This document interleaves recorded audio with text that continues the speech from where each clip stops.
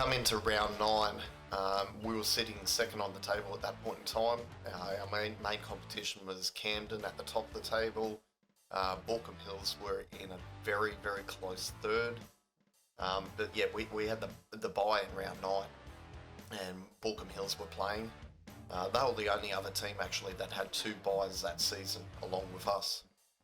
You know, after that round was complete, Baulkham Hills actually jumped into second position. And it was at that point, because with the finals this season, there was going to be no prelim finals or anything like that. It was the first 2 teams go into the grand final. So we got knocked down to the 3rd position, still within reach with 1 round to go, but we had a very, very difficult job in order to qualify for that grand final. So leading into our final round, which was the postponed round 1 versus Wallandilly, it was a massive game for so many different reasons. Not only were we positioned 3rd on the table behind Baulkham Hills, and there was only about, from memory, 30 odd percentage points on the for and against between us. There was also a couple of potential milestones. We had our captain Ariana, who was looking likely to kick her 100th goal in that game. We had our vice captain in Michaela playing her 50th game. We also had the surprise return of our forward line leader, Alicia, who at that point I was actually losing hope of her returning that season. She wasn't going to get a clearance from her doctor until about 3 weeks after when the grand final was due to be played. But it was on the way to Wallandilly, the round 1, your mum rang and she said, yeah, you really want to play, you're in your uniform. And I said, all right, give me a second, I'm going to call Isaac. But I made a timely call to Isaac, who was one of the executive members of the committee. We came to a play at your own risk scenario. And I remember saying to Isaac, yeah, I think that'll work for them. I think they'll be happy with that. And yeah, you came. I was going to be safe thieves away. I was not doing any more damage to my finger. That's it. I remember thinking, yes, that's the road for you to the grand final. When we got you into that previous round, you're in the grand final. I remember thinking, okay, beautiful. We've got the whole team now. I was happy with that. I wanted her back in the team. But I did have to protect her to a certain point, so I put her up in full forward to try and keep her away from the contest as much as possible. I remember now that I scored a goal right in front of the tomb. That's all I remember. That's it. Give me a second. Put you up there to get you out of the way, and then you ended up. Get you some goals. I was getting you some goals. It was like, don't go anywhere near the ball, and then I caught the ball in front of the goal. I think it was more a case of don't get involved in contested situations. Where it was like that. And try and catch with one hand. That went out the window very quickly. But leading into the game, we had another massive blow. We had one of our players, Phoebe, in our defensive line. She was our centre halfback, who had come to me in the training session leading up to that game, I think from memory. I was suffering from really bad anxiety and depression, and I had to go to hospital for it after overdosing.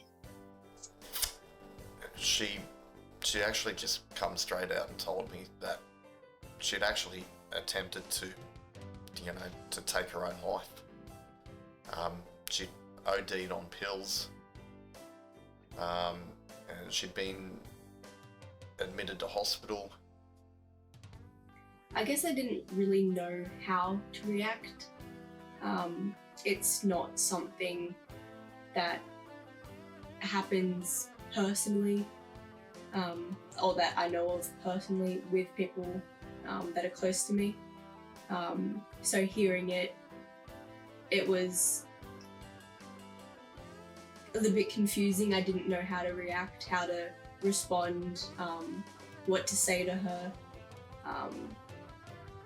It was so surreal. I actually didn't know how to react to that because I'd never experienced that myself personally with anyone close to me. It was that issue was something that is over there. It happens to other people, And then having Yeah. it happen to someone that was much closer to me and that I was actually looking after at that point, I was like, holy crap, this is like really heavy.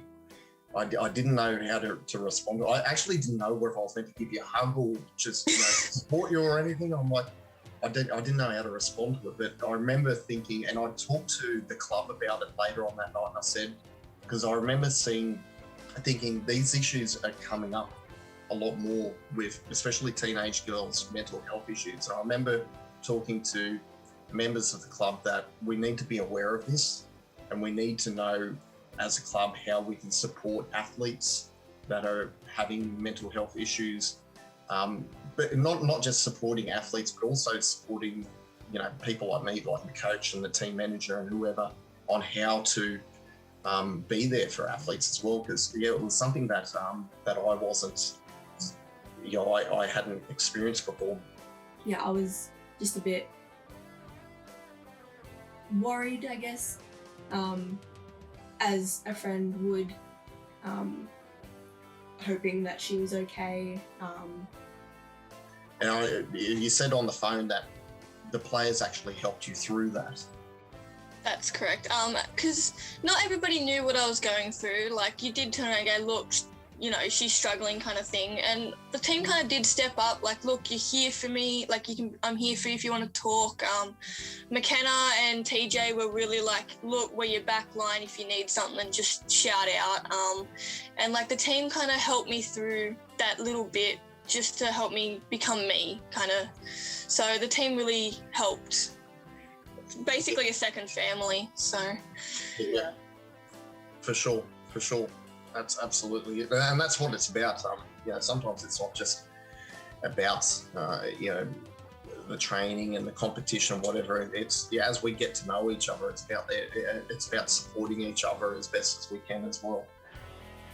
And I know that the team had so many reasons to achieve what they did to get themselves to a grand final. It was not only for Ariana, the captain, it would have been her 50th game on grand final day, and also kicking her 100th career goal earlier this game.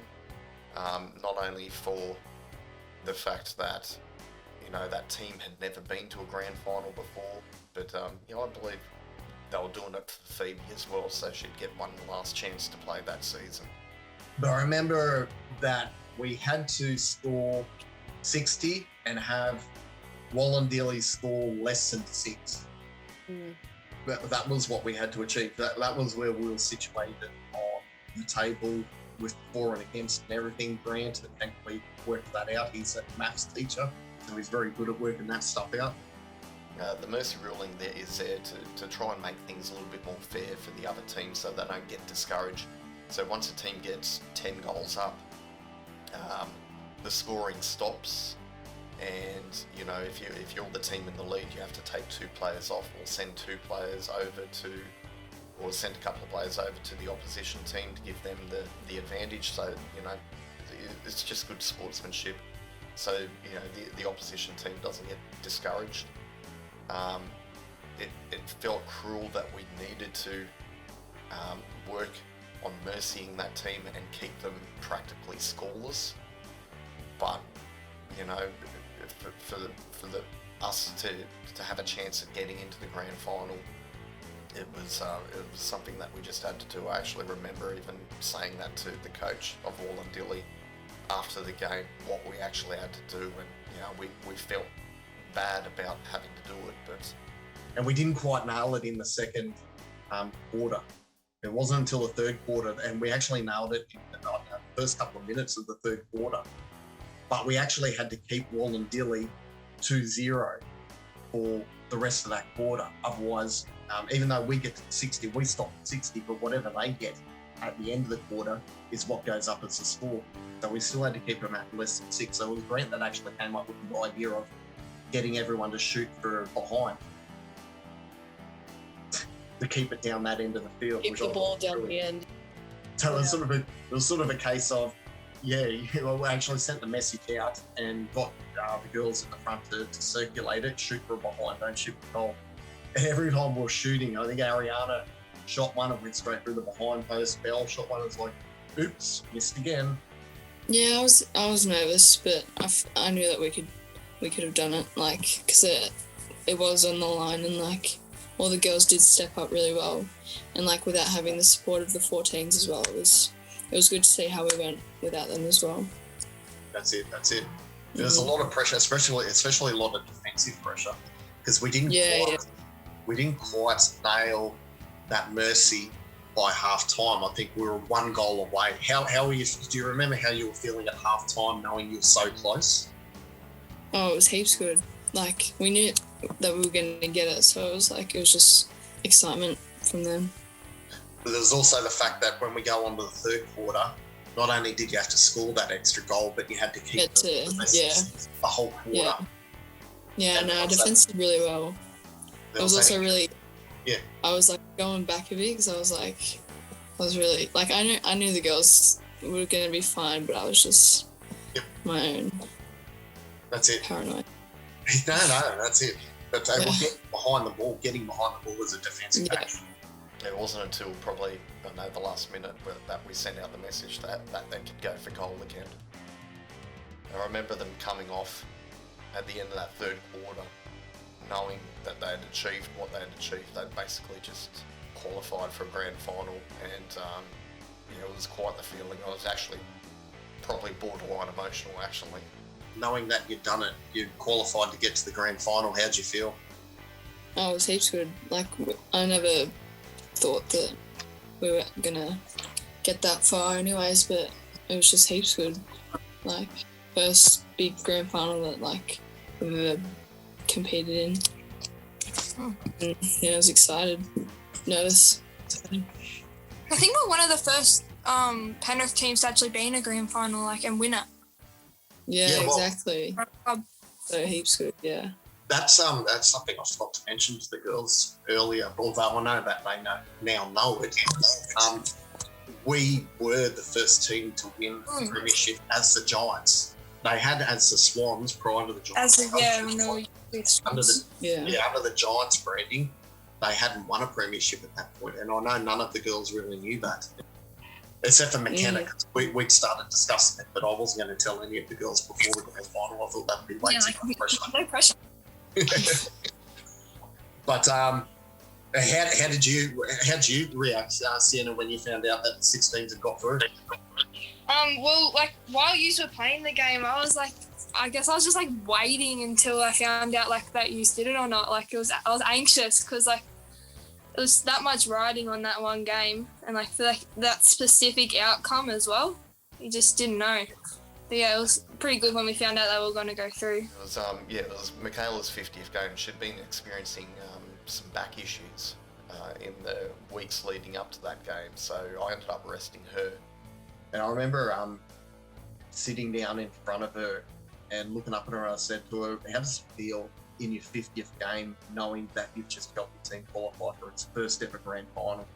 I can't actually remember what she actually said to me, but the look on her face was enough to realise the enormity of it. And it was stuff like that's what it was all about for me as a coach. It was, not just winning games and stuff like that. It was these little things that I was able to highlight. It was pretty cool. Yeah, well, I mean, it was pressure, but it was also motivation.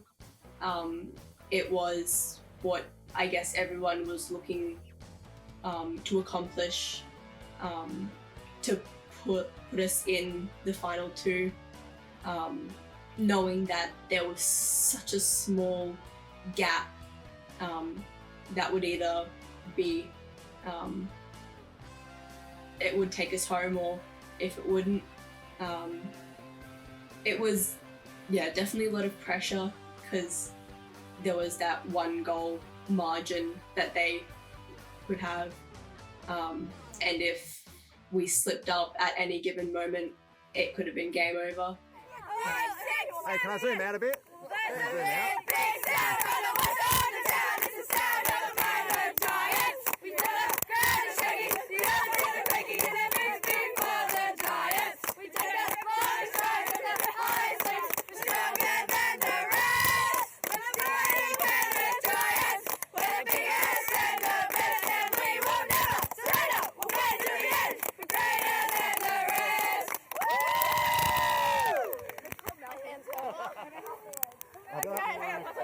I don't know how good that went.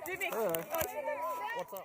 We get to grand final week. We had 2 training sessions to get through, and 20 odd players, including the under 14 girls who had been helping us out throughout the season.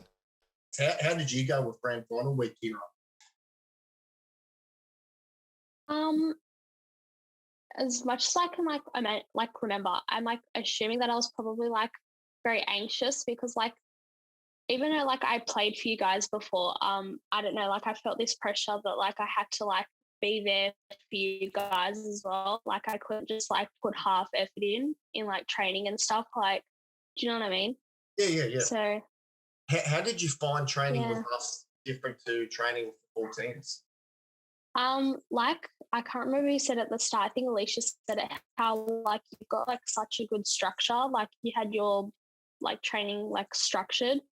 The Tuesday session I'd fully intended to be a pretty full-on session. We had a lot of things to get through, but the Thursday session I'd planned for it to be a very easygoing session, a very relaxed session leading into the big game.